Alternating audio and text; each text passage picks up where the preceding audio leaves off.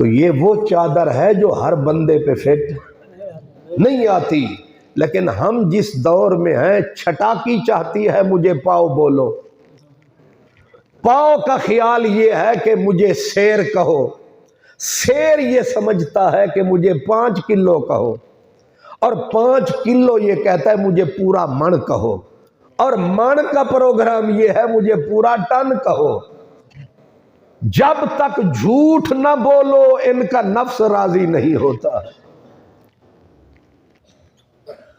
इसीलिए किसी ने कहा हुस्न मर गया है उतरन बाकी है, बंदे मर गए हैं कफन बाकी है। आज जिन पे हजरत अल्लामा का लफ्ज फिट आ रहा है ये बड़े मर गए हैं और मेरे जैसे अल्लामा बने बैठे।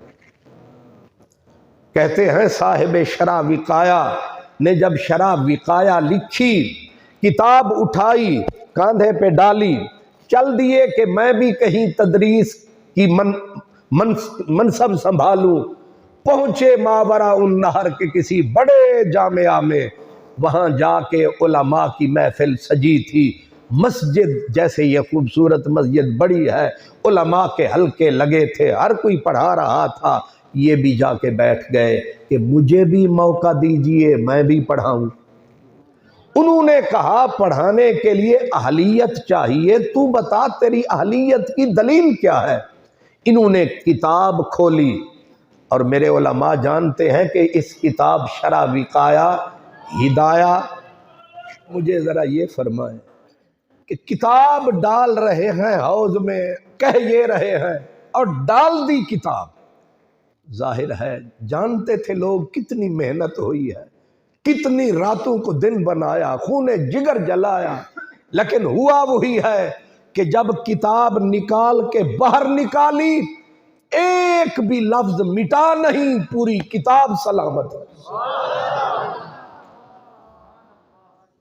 ये जो आपको तालिब इल्म नजर आते हैं ये छोटी मखलूक नजर आती है, बाज लोगों को तो ये कीड़े मकोड़े नजर आते हैं, मस्कीन है, यतीम है, फकीर है, क्या क्या लक़ब दिए जाते हैं।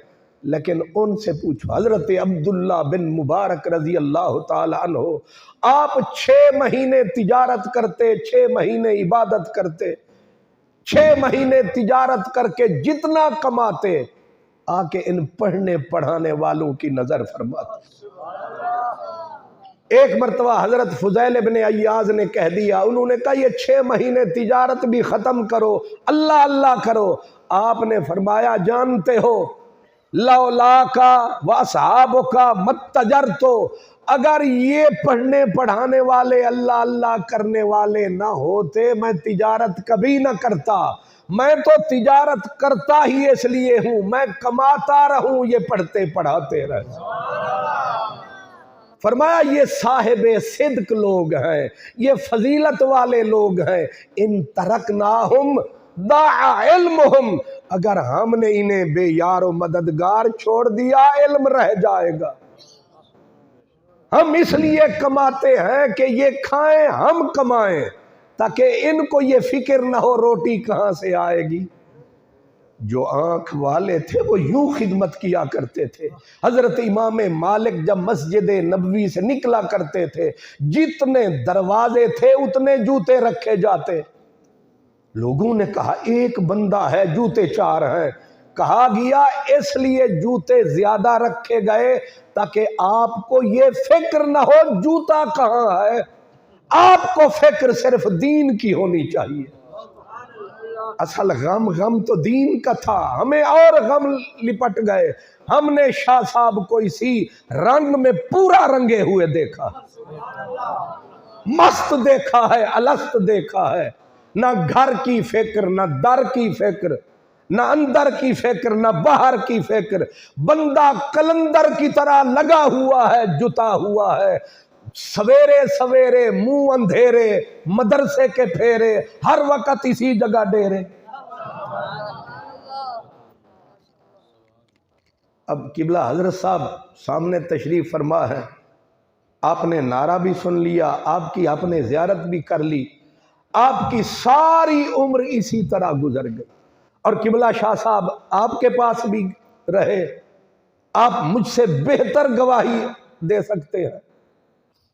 याद रखें, ये जो लोग पढ़ने पढ़ाने वाले, दुनिया इनको कुछ, हजरत इमाम अहमद बिन हम्बल, एक बादशाह आया, उसने मुश्कें कसी, बाजू वहीं निकल गए। दूसरा जालिम आया, उसने कोड़े इतने मरवाए, हर रोज कोड़ों की बारिश, हाथ बंधे हुए, महीना रमजान का आखिरी अशरा, और आप 56 साल आपकी उम्र थी, कोड़े बरस रहे हैं।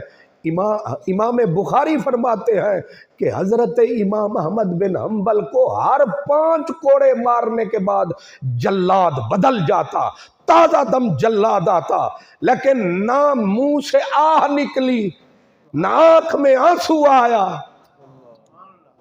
इमाम बुखारी कहते हैं ये कोड़े अगर हाथी के ऊपर बरसते तो उसकी चीखें निकल जाती, लेकिन ये बंदा पहाड़ बन के खड़ा हुआ है, पाँव में 4-4 बेड़ियां, बाजू निकल चुके, चमड़ा फट चुका है, बोटियां उड़ रही हैं, पसलियां टूट चुकी है, और हालत ये है कि पहले कोड़े मार मार के बेहोश करते हैं, फिर तलवारों की नोक से होश में लाते हैं, फिर पूछे अब सुना, आप फिर नारा लगाते, अल कुरान व कलामुल्लाह, अल कुरान व कलामुल्लाह।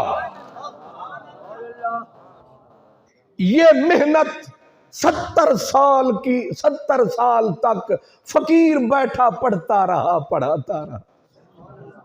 40,000 का मजमुआ हमें दे के गए, 10 लाख हदीस याद थी। इमाम बुखारी आप ही के शागिर्द हैं, इमाम मुस्लिम आप ही के शागिर्द हैं, इमाम अबू दाऊद आप ही के शागिर्द हैं, और